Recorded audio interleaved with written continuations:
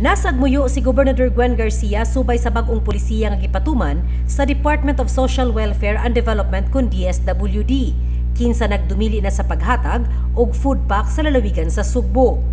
Ang maong mga food packs gikan sa DSWD gipang apod-apod usab sa lalawigan atol sa Caravan of Provincial Government Services o gipanghatag kini ngadto sa mga BHW, barangay tanod, PWDs ug uban pa. Kani tugod sa uban nato nga mga caravan mahinumdum mo mga PH atong mga tanod lakip gayud ang atong mga PWDs. Ato magong gihangyo ang DSWD, di ba? Doon na gyud mo'y food packs. Nag-apod-apod ta og food packs nga inabagan sa DSWD. Ambot unsay nasud ana ilang utok di naman manghatag. Sila man kunoy mohatag diretso, na-stack up po dito na Pitskarkar. Kay nagdiretso og panghatag og mga food packs, ang uban pinagutlo ang gilukdo.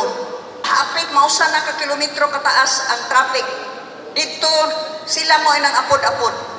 Unta kung ilang ipaagi sa Cebu Provincial Government, hanay kay doon natay seremonyal nga panghatag ug unya ato na nang ihatag kadto sa local governments. Ang LGU na maoy mo distribute. Pero di man tingay sila mo salig nato, mao na wala tay food packs karon. Kahinumduman nga sa milabay nga mga caravan, ang DSWD misuporta sa maong programa ni Gobernador Garcia uban ang mga ahensya sama sa Department of Agriculture, BFAR ug uban pa. Sa ikaduhang hugna sa Caravan of Services karong tuiga, padayon ang Department of Agriculture sa pagpanghatag og seedlings ug uban pang farm inputs. Ang BFAR sa paghatag og tilapia fingerlings ug bugtong ang DSWD lamang ang mibalibad.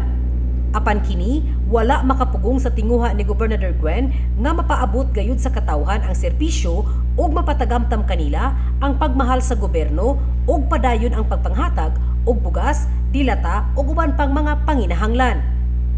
Apan lagi nakita ko sa kahimtang labi na ni aning ato mga PWDs. Mo nang akong giingnan si Dr. Bingkoy, mangita tag paagi. Bisan sa PWDs lang una, makahatag tag bugas. Busa sa mga PWDs, doon na mo'y 5 ka kilong bugas, doon na tay dilata, doon na pagyoy hygiene kit. Nakuyog ni ana ang alcohol, haplas, sabon, o face towel.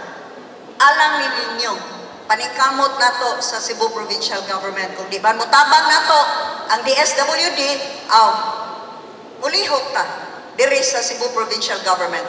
Katrina Kovalik, Balita sa Sugbo.